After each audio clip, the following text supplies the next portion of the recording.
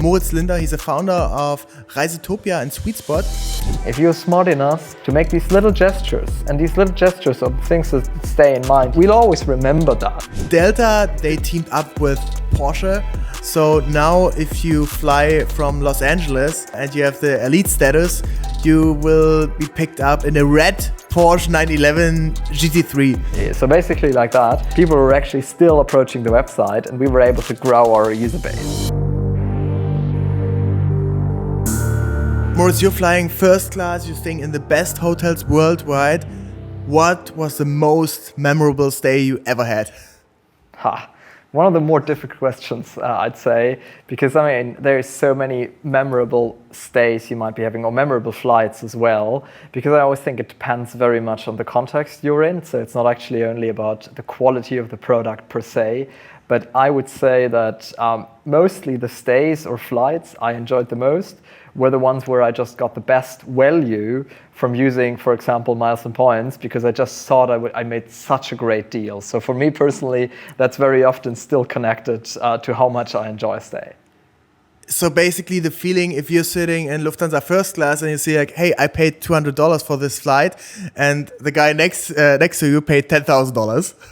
Absolutely. I just love the feeling of actually getting these outsized redemptions or just enjoying like additional benefits that nobody else is getting. So that's definitely something that's just feeling extremely rewarding. What would you say is right now, please name only one best business class in the world, best hotel in the world? Wow. Best hotel in the world. I mean, that's probably one of the most difficult questions you could ever raise because there's just such a crazy diversity. I mean, when it comes to the best hotels, you would probably have any of the Amman resorts. You might have one or another Rosewood, but I really cannot pinpoint it to one. While for airlines, when it comes to business class, there's obviously quite a battle as well, in my opinion. But I would actually say that Air France actually has very, very great business class in some of its Airbus A350 aircraft. But once again, it's a complicated one because each airline has different products, etc. But this one is the one I would pinpoint for now. Okay, nice. Before we dive in deeper into our nerd geek aviation and travel thing, I would love to introduce you. And guys, thank you so much for tuning in again on the New Trend Society podcast. Today we have here Moritz Lindner. He's a founder of Reisetopia and Sweet Spot, which are the biggest European websites for travel research, for luxury travel, for credit card and finance optimization. It's a huge operation. I've been following him for a long time, and every time this happens and I think there's a person that's super interesting and I wanna meet them, then I invite them to the podcast, and I think that's also a valuable conversation for all of you guys. So thanks again for tuning in. And yeah, Moritz, how did it come from a small idea to a big company with 50 full-time employees for that luxury travel websites? How did it come? Well, first, thank you for the introduction. I would say it's always a long journey. I mean, honestly, we're approaching the 10-year anniversary now, so it's actually been quite a while until we got where we are right now. But I would say like the main driver for actually getting this started not only but also growing in the last couple of years has actually been the dedication to the topic. I'd say we are only where we are because everybody here is really dedicated about what we do. So starting from how to use the products we are actually promoting, from actually enjoying the flights, the hotel stays, etc. And I think this kind of dedication to the product you're having is among the core logic on how you could become successful with a company like that. For people who are not that deep in the space, if I go to your guys' websites, what do I find there? What's the content? Well, it's actually quite a lot, so it's sometimes rather difficult to pinpoint to a certain thing. So let's try to keep it simple on the Reisetopia side of things, where we are very much present in Germany and Switzerland.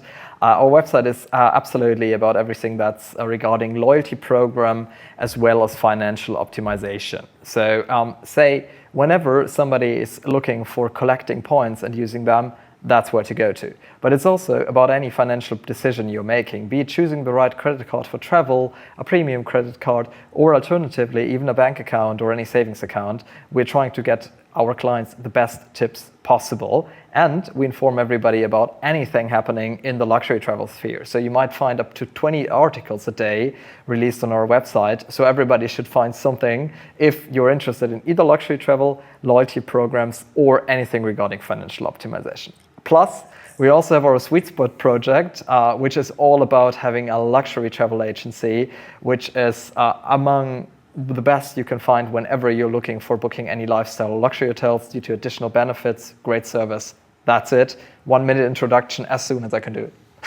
Okay, nice. And one big part is also the daily newsletters and basically the news part. And just before we hit the record button here, so like, hey, Moritz, you actually have like a news or a media empire here, and we want to talk about this a little bit later.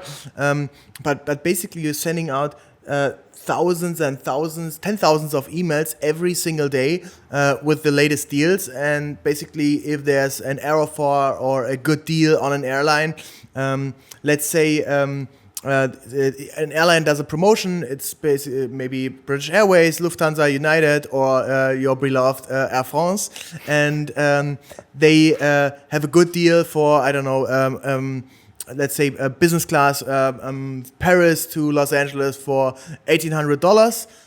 Then that's like an instant alert at a newsletter, and you're sending out a blast and inform people about what's happening, right? Absolutely. So what we do is actually having a daily newsletter that's going out every day at 6 p.m. It includes all the news, all the deals, all the guides, everything that's happening around the world of luxury travel and loyalty programs. Plus, we also have so-called deal alerts. So whenever somebody is actually signing up for a certain level of deal, so basically you're looking for a business class flight to whatever, North America, and you could pinpoint this on our website and say, like, I want to have an alert on this. So in the very moment we release the article, our clients are getting a deal alert, so they can be among the first to actually book this deal. Because as you know, especially when it comes to flights and mileage redemption, time really matters. Because in these situations, the best price is often gone after a couple of minutes. So we try to really help our users to get it first. Yeah, and I probably... I think I got a lot of good deals from you guys. I remember there was one specific... I'm not sure if it was a certain airfare or just a very good deal, and it was in January 2023 from British Airways, and they had a pretty good deal on business class with departure either in London or in Dublin to the United States, and was business class round trip for $700. And I booked my whole year of travel just through that. But you got to be quick. I remember I was in an Airbnb. I was just about to hike Grand Canyon. And I was on Flagstaff in an Airbnb. And it was 1 a.m. US time. And the deal came in. And I was like, oh, shit. You got to be quick now. You got to make decisions like, oh, when are we going to the US? When are we flying back to Germany? This. And I think I booked like 5 flights right away. It was definitely intense, but I think I saved like $30,000 or so on that. Was really, really wild. but that doesn't happen too often, right? No, absolutely not. I mean, I'd honestly say, like, looking back at 9 years of experience, the number of airfares has actually decreased tremendously. So while whatever in the 2018s, 2019s, we still saw like basically airfares each month, or at least sometimes even, honestly, even weekly sometimes.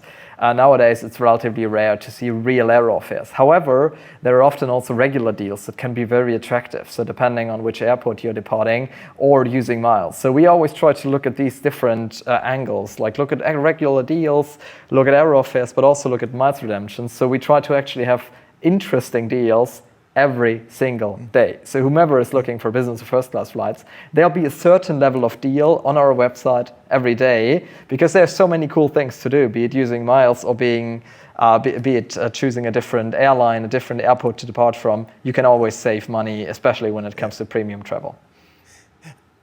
You guys also the reason no airfares exist anymore? Because you kind of like expose them right away? Well, I would honestly say that mostly the airlines have just gotten much smarter when it comes to the revenue management, though they actually do have these levels of checks. But then again, obviously, there's a certain level of exposure that often kills the aerofares quicker. So if there's something great out and airlines see a pattern of like hundreds of people booking it within minutes, they usually try to shut it down as soon as possible. So obviously, the more reach you've got, the quicker narrow fare is usually gone. Do you know how they do it internally? Do they have like a person sitting there on that, or is like there an automatic tool like, 100 people booked that flight within the last 20 minutes? We should check this.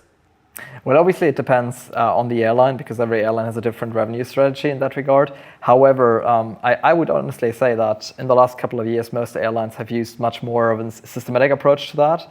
While maybe 10 or 20 years back, it was really a human thing to often work on this. It nowadays is very often AI powered, etc., to see whether there are certain travel patterns. You might have also realized that when trying to book a flight the next day after you've already searched it twice or thrice the day beforehand, it usually got a little bit more expensive, because obviously the system already knows, actually this person really wants to book this, so let's make it a little bit more expensive. So it's not a human just pressing plus 10 euros here. It's actually a system that's understanding patterns. So that same is happening for aerofares as well nowadays. And I think like airlines have like the most sophisticated systems in these this yield management. I think that's what it's called, right? I always thought like there might be some if you could hire some of their price engineers for other companies, you could make a good dollar on that, right? And I know Uber and Lyft, they also doing that. I read an article that in the US, as they have the data of your phone and stuff, they can increase the price if they know your battery is low. So if your battery gets below 10%, they increase the price. So they know like, you better get that car, right? So like, okay, why don't we charge that guy like $20 more? It's pretty crazy. I think there's a law coming up in California to prevent that, but I mean there's still like 2 years to go until it's kind of like ratified, right? So that's wild. It's a wild story indeed, because that's also happening for flight prices for sure. That there's a lot of demand structure that's playing into pricing. However, it's super interesting because our business model, we've been a lot into the whole airline flight deal industry. However, we've also done a lot in the luxury hotel sphere, and I would say that in the hotel space, the world is completely different. So comparatively, there's hardly any yielding. Prices remain the same for days, for weeks, even for months sometimes. And we're actually still working with some hotels that have fixed prices. So there's not even any yielding happening, but they've got seasonal fixed prices on every single day of this season. So think of the potential there is for actually smart revenue and yield management in the hotel sphere, because there, hotels have started doing that. Obviously, the international chains are doing that more and more. And we also see that a bit more in the US than we did see it in Germany, for example, where hotels are really yielding a lot on special event days. Yep. But this is an area where I'd say that things will be changing completely in the next 10 years, because these guys who did it so smartly for airlines with the little margins will definitely also do it for hotels where the margins are bigger, because obviously there's more to gain if the margin is bigger. Yeah, I felt that in Europe you can kind of like outcompete that, or you if you're smart, you always get a good bang for your buck. So let's say OMR is the biggest marketing conference in Germany. It's always happening in May in Hamburg, and what we're doing is every June we're booking 11 months in advance, just 10 hotel rooms for our team. Everything's blocked. It's cheap price, like for $100 a night or so. And like you can really make a good deal. In comparison, the price is maybe $350, $500 or so if you just book a week in advance, if there's even availability. But I tried to do this in the US and living here now since 3 years. And it feels like it's pretty hard to do that. It seems like they really understood it definitely a little bit better, how to get more money from the people who actually have money to spend. So we just went to Monterey Car Week, which is just an hour south of San Francisco. And we also booked like month in advance, but still paid, I think, it was really painful. It was the $650 for a travel lodge, and the hotel wasn't even like a 2-star standard. It was really bad. It's like, do you know that? Do you know that feeling when you come into a room and you think somebody might have died there before? So that was very basically enjoyable the situation. But still, like $650. Okay, whatever. I mean, it's crazy. Is that, by the way, also a service you guys do for these hotel chains, or is it like how is your business model structured? Not at this point. So our focus definitely is on the B2C side of things. So actually helping our clients get the best deal, or in a certain sense also get the best value for the money. So that doesn't necessarily need to be a deal per se, but it does actually mean that our clients, whenever they book something, we just want to make sure, or apply for a card for whatever, they definitely get the best deal that's currently available. And that could even be, honestly, even if we speak around let's say $1,000 a night hotel, we just make sure that the client is getting the best they can get. So by whatever, throwing in a couple of goodies like breakfast whatsoever. So to really make sure that whenever a client is getting to us, they are really getting the best deal. And obviously we're also working a lot on the B2B side of things. So actually to make sure that our hotel partners, for example, are willing to offer us these benefits.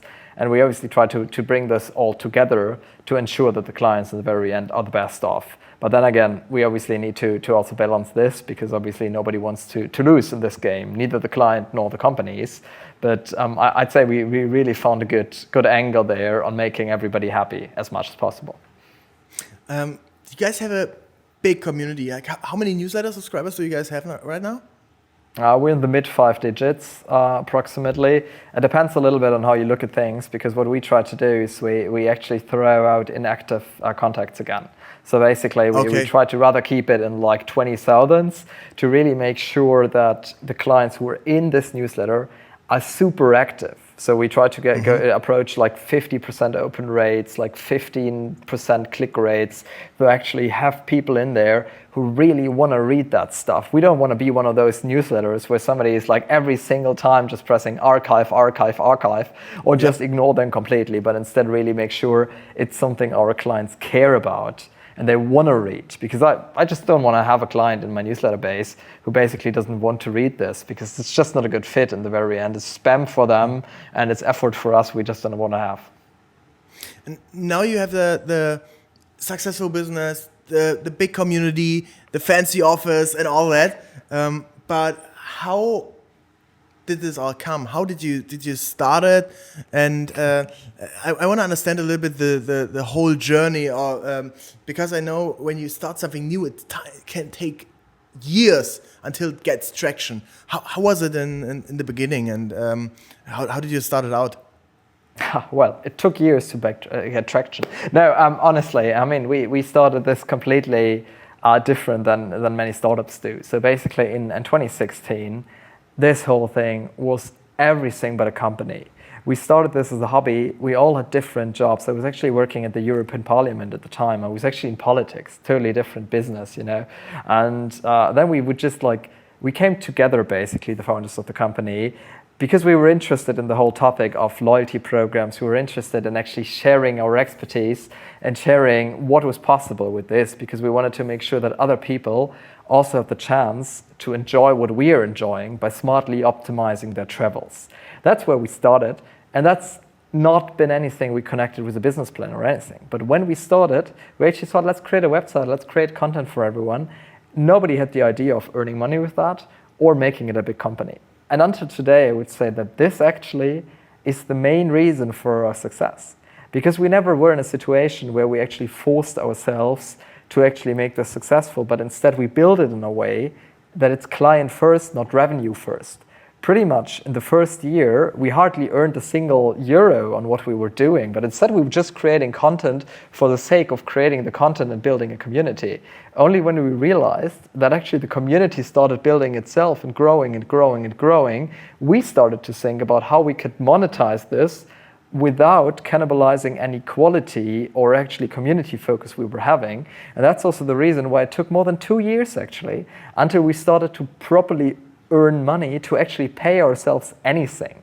So for 2 years we were just working for basically nothing for the company, and only in late 2018 we actually started on getting certain revenue to actually start paying ourselves a salary and also getting our first working students. So that's basically how it started. So more or less 2 or 2.5 years that were just a hobby blog where we had different jobs to actually make our living, or was studying depending on who it was. And at this time only we started to think about making it a company. And until today, honestly, we never had a real business plan, even if we are nowadays a rather big company these days. I love that. I'm personally also very motivated by passion, and I believe truly it's very, very important that you do something that really matters for you, that you believe in, and then the money will come automatically. And my background, I was a party photographer back then. So also kind of like created content, photos, videos for a website. We also did this like for years and years before I got my first paid job. But kind of like you first give something out to the community, to the people, and create value. And then at some point, you can charge for that, right? So I love that story, and I think that's very helpful. In that trajectory, were there any certain points where you had like a big growth factor, like some certain events, things that went viral, any special aerofares, so like where it's like, oh, we gained like 1,000 or 2,000 new subscribers just in one day or so? I mean, in fact, we had a relatively steady growth journey. However, there were a couple of moments which obviously helped us quite a bit. So to pinpoint one, we were actually in, I think 2019, we were approached by Galileo, it's a very big German show about whatever, various topics, but it has more than 1 million viewers daily. And they were just super interested in what we were doing, and we're doing a little video footage of that. They wanted to join us on a trip. They joined us on actually in the very end an Asiana first class flight. Nice. Very, very interesting filming, to be very honest. I'm very happy to have not having been the protagonist in this, because they basically filmed when you woke up and when you were eating, so things like that. Not exactly great for the person who's actually the protagonist on that. However, it was a very funny piece, and we were also a bit lucky because normally you don't have brand namings in TV shows. However, we basically had a couple of pictures that we provided to them that they were showcasing, so basically different first-class flights whatsoever, and they put a source down there. So basically Quelle, like German word for source, and Reisetopia.de. So basically like that, people were actually still approaching the website, and we were able to grow our user base. And then things like that multiplied a little bit. So we had a couple of other moments. So for example, 2 large German newspapers, the Handelsblatt, which is a very big business newspaper, and the Frankfurter Allgemeine Zeitung, one of the larger general newspapers, were having longer articles about what we were doing in, I think, mid-2019 actually. So that's it. And all these things brought little boosts to our user base. And we were also lucky in 2019 because we also had a really special credit card promotion alongside American Express. So there was the highest ever bonus for the credit cards. This bonus immediately got you a first class flight if you were using it smartly. And we pushed this combination extremely. So we had the attention of media, and we had this amazing deal on our platform that we could use to actually show our users, get this card, use the points smartly, and you will fly business and first class immediately. This obviously was an amazing combination to grow in 2019. And yeah, well, also the right timing, I would say, like thinking of what was coming after. Yeah, and I mean, a big part of like the monetization is also the affiliate and cashback and referral that you guys do. So basically, let's say you somebody signs up for an American Express Platinum card, you get a $100 cashback, or if somebody signs up for Miles & More card, or so, you also get a certain amount back, or so. That's basically the biggest revenue stream. So like, how are the revenue streams of the whole company? Mm-hmm.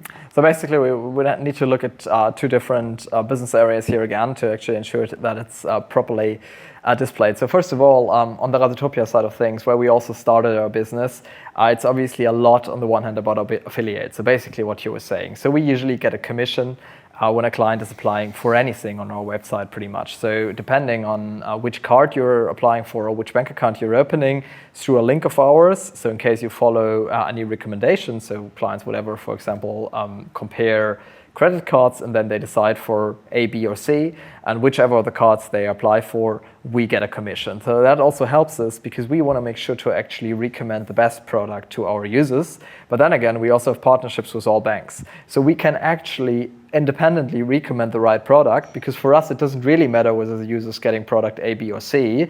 You get really money anyway. Make sure it's the best one. Right. But that's good because in the very end, that helps us to actually be able to independently recommend and not be forced to recommend something special. Then second revenue stream on our website for the Reisetopia side of things is obviously placements. So larger brands, luxury travel brands, but also brands that are more connected to other spheres, which might be great for anybody who's got money because obviously we've got readers on the website who've got an above average income. So that makes our website an interesting space for anybody who might be looking for these clients. So our second biggest revenue stream for Reisetopia is actually having placements on the website, whatever banners in the newsletter, on the website itself, on social media where we have like any promotions with partners. So this is basically the second thing next to the affiliate marketing. So these two are the Reisetopia revenue streams.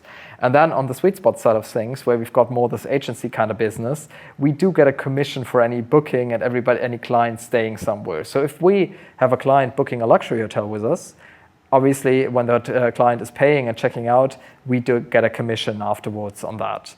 Second one, we've got a membership model. So most of our clients are premium members, and these premium members pay a yearly fee for this membership, which is 99 euros or equal of that in US dollars, British pound, whatsoever. And that obviously brings us a certain level of revenue as well. And then third of all, we also have our third kind. What kind of benefits do you get if you're a member?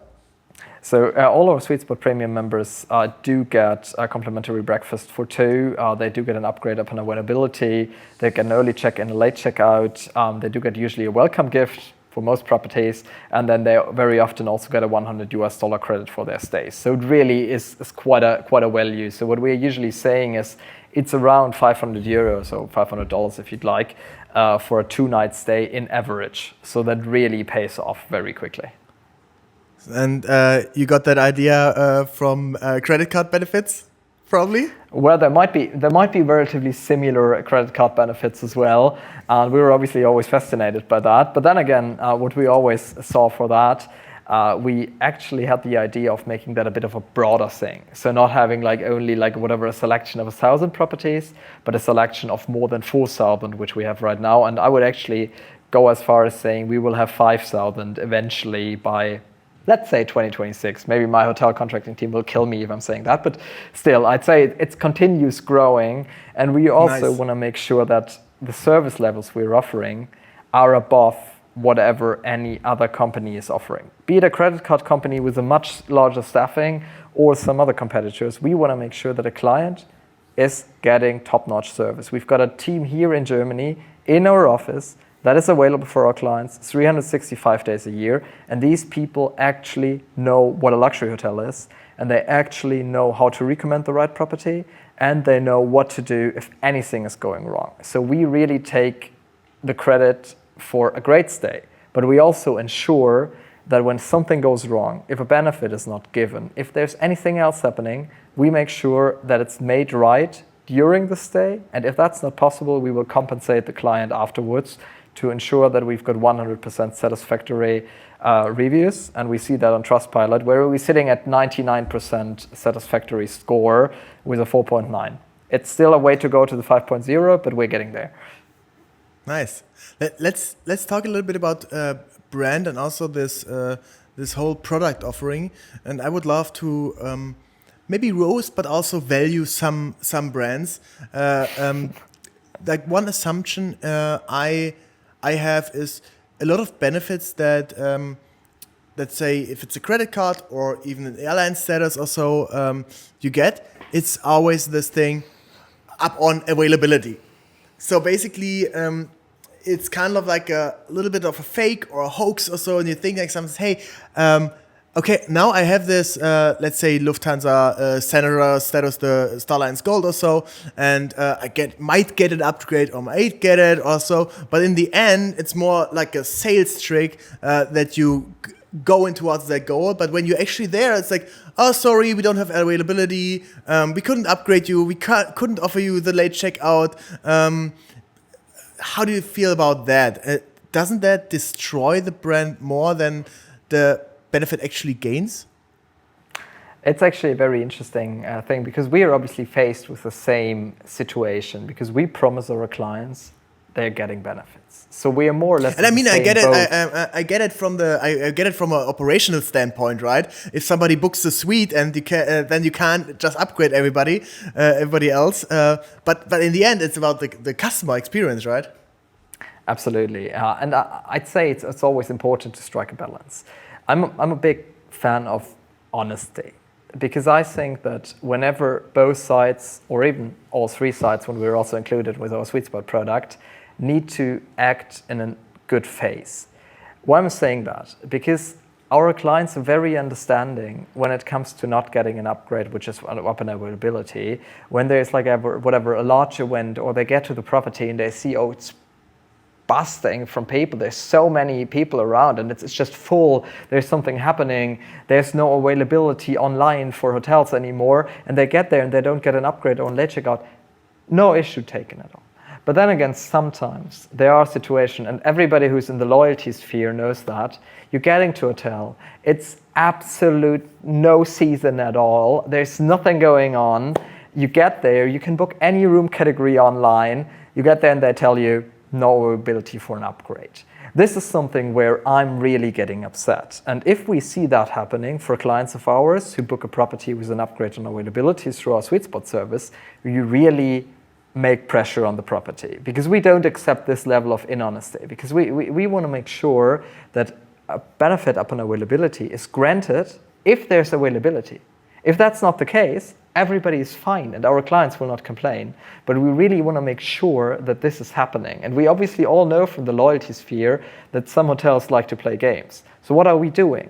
If a property continues playing games with up and availability benefits, they're kicked out.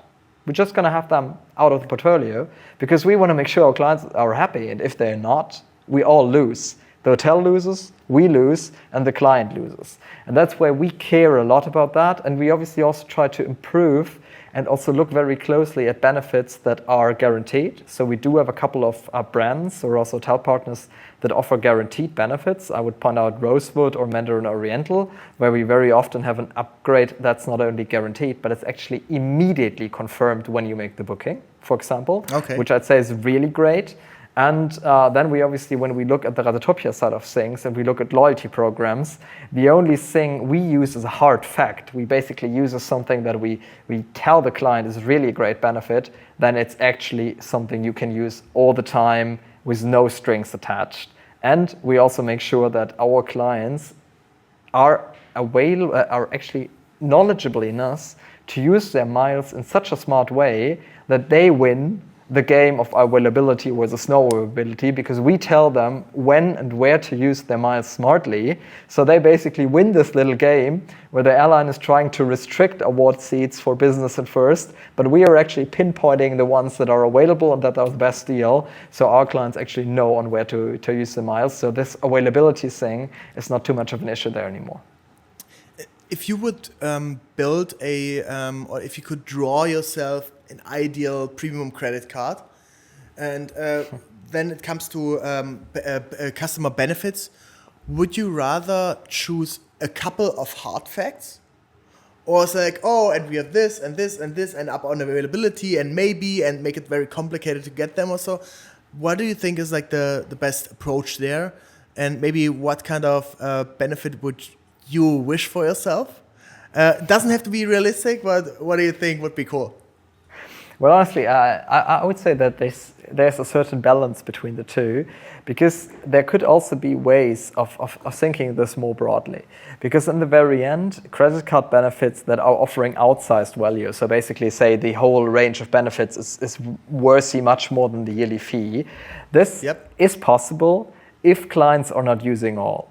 So to give you an example, Revolut Ultra, for example, started in Europe and is rolling out quickly, and they've got like 25 or 30 benefits, whatever, from Uber to Financial Times to whatever. Nobody's going to use them all. I mean, nobody is using 25 different premium subscriptions for whatever, because it doesn't hit your taste, it's not your thing whatsoever.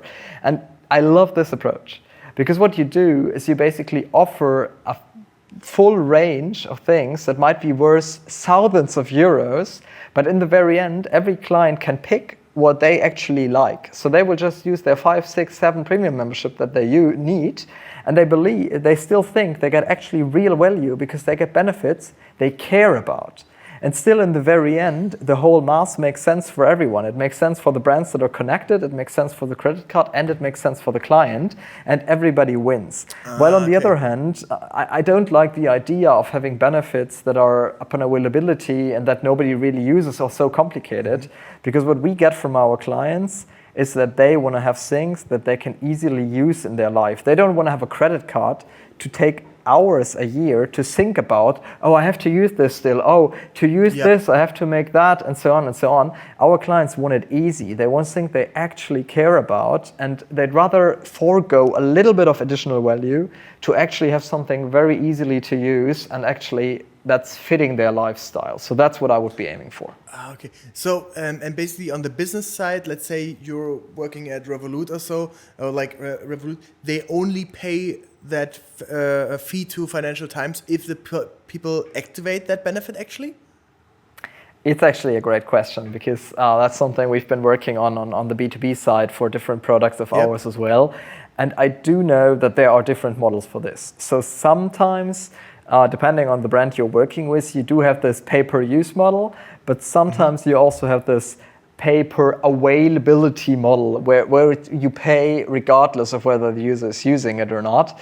It depends a little bit on how strong a brand is. So very strong brands can sometimes command to pay even if it's not being used, while the weaker the brand, usually it's getting more per use. So that's at least my understanding of how things usually work. So I wouldn't say it's one type of contract, but it's like plenitude of different contracts you'd have there. Okay. But what's a benefit you would wish that exists? Very good one. Well, I mean, honestly, what I would think is super great, because it could be something that isn't really costly. So take, for example, in Germany, you would take whatever, a Miles & More credit card, which is connected to Lufthansa. So how about offering something like a once yearly upgrade upon availability on a European flight? Does it cost the airline a lot to put somebody into business class there? It's mostly the meal and maybe lounge access or whatsoever on a free flight, on a flight that's not actually full. So in this very case, you'd have a benefit that people value extremely, because they're like, oh my God, I got upgraded. Oh my God, what an experience. What a great flight. But the cost associated to it is super, super small. So things like that are benefits I love, because they are a win-win. They create excitement by the client. The client will stay longer with the bank, and the actual cost in the background is relatively limited. So these kind of benefits are something I would love to see much more often, especially for any product that's available to clients of their own brand. So for example, a credit card that's connected to an airline or to a hotel or whatsoever, because in these cases, you're much closer to the brand. And obviously any benefit that is going in that direction, in my opinion, is a very smart benefit. Nice. And I mean, it's as you said, it doesn't cost the airline too much, and you can do it like on an easy flight, right? You won't do it on the fully booked Monday morning flight from Frankfurt to New York. You would do it like on a, I don't know, Saturday afternoon, whatever, Munich to Berlin, which is half empty anyway, and the business class is empty anyway, right? So I think this is so smart, and I think a lot of like either hotels, airlines, but also credit card companies can learn from that, right? Yeah, absolutely. And I would honestly say it's all about thinking at client first, because in the very end, in my opinion, any smart B2B decision remains one where you think of what is actually the client wanting, and can I provide this for a very cheap price? Mm-hmm. And if you find anything that's connecting these two dots, you are going to win as a business. Very simple.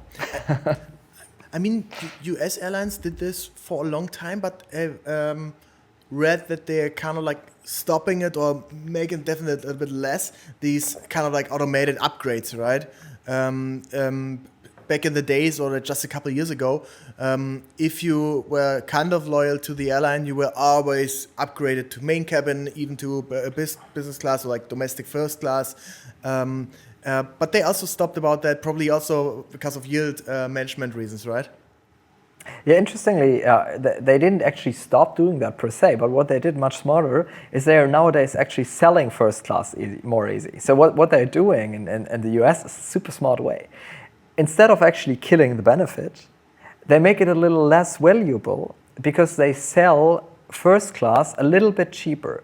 So, for example, after just flying from Toronto in Canada to Chicago in the US a couple of weeks ago, and economy has been around whatever $200 to $300 depending on which bucket you were choosing, depending on whatever luggage, etc. And first class was only like $340. Or 330 or something like that. So if you'd have luggage, for example, you'd be only paying whatever, like $60-70 more to actually fly first class rather than economy. And this way, the airlines are able to actually get a little bit of a premium, and they don't have to upgrade anybody for free. So they just get much smarter in not selling first class like super expensive, like whatever, double the price or triple the price of economy, but they only make like 30%, like 20% sometimes more expensive. That way they sell it instead of having to upgrade somebody for free, but still they can go out and tell clients, well, if you've got a status, you get a free upgrade if there's a space available. However, obviously, the seat is very often taken nowadays because they sold it much smarter beforehand. So they still have the benefit, but they earn more. We can learn a lot from that, right? Yeah. Delta did one of the greatest branding activations ever, I think, and they teamed up with Porsche. So now, if you fly from Los Angeles and you have the elite status, you will be picked up in a red Porsche 911 GT3. What are your thoughts about that? And have you had that already in mind on how to book that? Well, to be fair, it's kind of a copycat move because while not done as smartly when it comes to branding, Lufthansa has been offering this for years in Frankfurt, Munich, and also for Swiss and Zurich, with different car companies, to be fair. And they actually had Porsche as well back in the days. And I think they just stopped the contract just a couple years ago, right? Yeah, they've got BMW nowadays, and also I think Audi, depending on where you are. So it's a little bit of a mix of different BMW cars. is our client. Shout out BMW. See, perfect brand naming here, right? No, to be honest, I love this experience. It's just super crazy. You've got it if you fly Lufthansa first class, for example, Swiss first class. Or you're a Hans Circle member, so the highest tier in the Miles & More program. You also get these tarmac transfers that they are called, and honestly, the experience is just super bizarre. Especially when you arrive as like a little jet, like basically on your flight, not the long haul, but actually the connecting flight, and you'd be arriving on a remote stand, and like the small aircraft is deplaning. And you are the one getting out there, and then there's somebody waiting with a sign with your name on there with this car, and you are actually walking there, and you go into the car, and everybody else is walking to the buses and is looking at you. It's just a crazy experience, I can tell you. And that's definitely a smart branding thing, because how expensive is this? I don't know, maybe per passenger you'd have like a €50 fee if you'd put it like that, because you need to have the car ready, you need to have the employee, you probably pay a fee to the airport whatsoever, but per passenger you're probably looking at a €50 to €100, which in the greatest scheme of things for an expensive first class ticket, for example, isn't that much. But in the very end, it's just such a great experience, and that's what I love about branding. If you're smart enough to make these little gestures, and these little gestures are things that stay in mind. Honestly, I've got pictures which are just insane, where I'm like together with my girlfriend, we're in Swiss first class, and we were driven to the aircraft, but it hasn't been ready yet, and we're standing there on the tarmac for 10 minutes. So we just did a photo shoot in front of this, I think it was a BMW as well, and with the aircraft in the background and with the sky, and then the captain came out to say hi. totally insane. We'll always remember that, and we'll always have a positive brand recognition of this. And that, despite it not being like an ultra expensive thing, but just like this moment sticks to you. And that's what I love about smart branding exercises. Yeah, I believe the same. Like I had a similar experience. We also did a first class Shanghai to Munich and then to Frankfurt with a extra leg a couple of years ago, and it was the same. You get picked up in the Porsche, and they in the first class terminal they actually ask you, Mr. Diedering, do you want to board the plane first or board the plane last? Love it. So basically my flight back was, this gets really nerdy, so it was like Shanghai, Munich, Frankfurt, London, but I skipped the London leg and had a flight back to Leipzig where I lived at that time. So I asked in the first class, and I was like, hey, can you also get me to that Leipzig flight? And it's like, yeah, of course. So basically, it was also an apron position. The car drove me there. The two whole buses were waiting with all the people inside. Then I'm getting out of the car, getting on the plane as a first, and walking back to seat 17E. So that was definitely funny. You made it. Yeah, honestly, it was wild. These stories sometimes just get a little crazy in the very end. I mean, I also remember having like Berlin, Frankfurt, Los Angeles was a very short connection. I was actually arriving in Frankfurt, and I was in the first class lounge. It was just like whatever. Like I think boarding had already started, but it was like 35 minutes until departure for Los Angeles, and I was arriving in the lounge. And they were like, "Oh well, sit down, have breakfast," and I was terrified because I was like, how on earth? I mean, we're departing in 35 minutes. They're like, have breakfast, etc. So I ordered something like a la carte, and then I had like eggs Benedict or whatsoever. And I'm like, whatever. They're like, we'll pick you up when it's time. We'll pick you up because we'll just get you on as the last passenger, no worries. And they were like picking me up like whatever 10 minutes before departure, driving me there. And I was arriving like 5. Everybody was seated already, like with seatbelts on, etc. And I was going on there, and like really 5 minutes after I boarded, we were already pushed back. And I was like, what on earth, what an experience. But these are the stories I just love about the whole thing, because that makes it so special, because you're like, what on earth is going on? Yeah.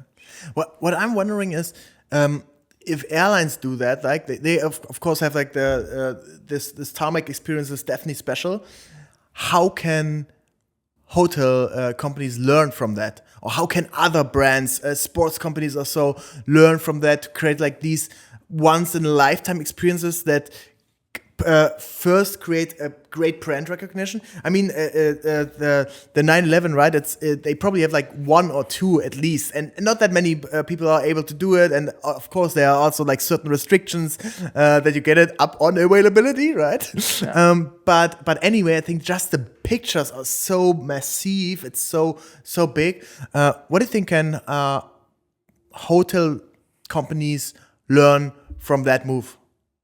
Well, I mean, it's a very interesting one, because I'd say in general, any larger brand can do things by, for example, trying to go into spaces where people actually have emotion. So, I mean, many of the larger financial corporations, be it like the American Expresses of this world or MasterCard, are big in sponsoring sports. So whatever you can provide certain levels of clients, be it for sports or entertainment, whatever, with unique experience that are off the book. So basically meeting celebrities whatsoever behind stage. These kind of things I would say make a lot of sense. And then again, for hotels, I'd say it's a very difficult question, because once in a lifetime experiences in hotel stays, in my opinion, go in a different direction. They're a little bit less public, because what we were speaking about were a lot of public experience where you're like, oh, it's crazy how I'm treated compared to everybody else. What we've learned from our clients is actually that they value to have these experiences that stick to their minds, and being uniquely to themselves, more or less, or being at a destination that's absolutely unique and getting a certain level of service that they wouldn't have expected. To give you an example, I've been to Bali last year with my girlfriend, and we were staying at Mandapa, which is a Ritz-Carlton Reserve, so basically the ultra-luxury brand of Ritz-Carlton. And what still sticks to me, aside from the whole resort being pretty amazing and a great villa, all that kind of stuff, but what sticks to me is when we were making our dinner reservation, but with the butler, it's a very fancy place. And the butler would be coming to the villa like half an hour before our dinner. And it's like, oh, can I actually iron your shirt? Because you probably need a freshly ironed shirt for your dinner experience. And I was like, that's crazy, because it's a minor thing. It's not like this actually. Ironing a shirt is neither a problem for me, nor is it anything expensive, especially in Asia. But it is something where somebody thought for you. So this person is actually not only doing something, but the person is thinking ahead. So thinking of service elements that you might not be expecting. So this is what I would say is actually real luxury service, where you can really create memorable experience if you know what the client wants before he actually or she actually thought about it. So with this very specific moment, I actually hadn't even put thought on what am I going to wear, how is it going to look whatsoever, but the butler did. And I think this is where hotel companies can shine, by really making sure that they proactively offer things that the client might not be expecting, but might find absolutely great. Okay, got it. Moritz, we got to come to an end in a little bit, but I have a couple more questions, and I know you tend to answer in anecdotes and a lot of stuff, but I want to have just very quick and short answers on that. So you can only say you can only name one, and you can't say it depends. I try.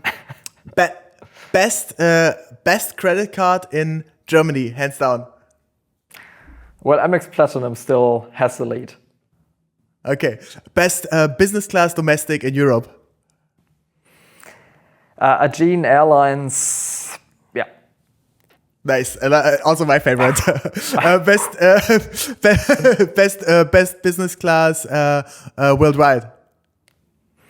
Qatar Airways overall, or Singapore Airlines. I can't decide right now. Okay, best first class. Best first class goes to Singapore Airlines Suites class, in my opinion. Nice. Best hotel chain to collect Marriott, Hyatt, or one of the big IHG. Which I'll go with best loyalty program for hotel chain. Yep. And that was basically my question. I thought so. So that's going to be World of Hyatt, just because you get guaranteed suite upgrades, breakfast, great upgrades, amazing. So World of Hyatt definitely wins that. Okay, nice. Best credit card in the US. Oh, that's a very difficult one for me, because not my 100% expertise compared to Germany, but I would honestly say Chase Sapphire Reserve would be my favorite pick for now. Yeah, I mean they also just I think they just raised the price, right? And they brought out a new one. So let's see how the benefits turn out. Okay, cool. And best hotel you ever stayed in Europe, and best hotel you ever stayed in the US, or your favorite? Best hotel I've stayed in the US, I'll start with that one. I would honestly say Regent Santa Monica, where I've been staying last year. But the US, to be very fair, I haven't been at like an amazingly great hotel in the US, because I'd say the most really great hotels are more in the direction of Asia. And if I'd say an international property, I've been mentioning Mandapa, the Ritz-Carlton Reserve on Bali, which I would actually put very, very high up on my list on the best hotel worldwide if I'd have to answer with one property right now. Okay, great. Anything else I haven't asked you? I mean, I could talk on forever, and I'm coming to Frankfurt pretty soon, so we should definitely meet up and geek down. Anything else you want to share with us? Well, not specifically. I mean, honestly, what I always try to share is for the whole Reisetopia and Sweet Spot story we're having here is do what you love, honestly, because I'd say whatever whatever passion you might be having, be it building a business or just enjoying it yourself. That's just making myself want to get up in the morning and actually stay motivated with what I'm doing. And that's just a thought I generally like to share, but that's about all I have to add right now. Amazing. Moritz, thank you so much for your time. Guys, thank you so much for listening. The podcast, either on Spotify, on Apple Podcasts, or on YouTube. It's also with video, so check it out if you want to see Moritz's beautiful face.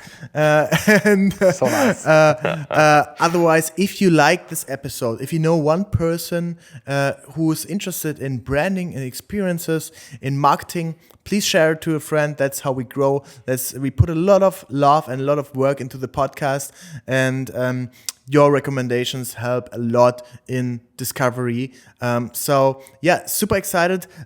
Check out what Moritz does. Reisetopia, sweet spot. I learned a lot and I saved thousands of dollars just through your guys' website. So thanks again for that, and see you guys soon. Thanks, Moritz. Thank you. I appreciate it a lot. Thank you very much. Amazing.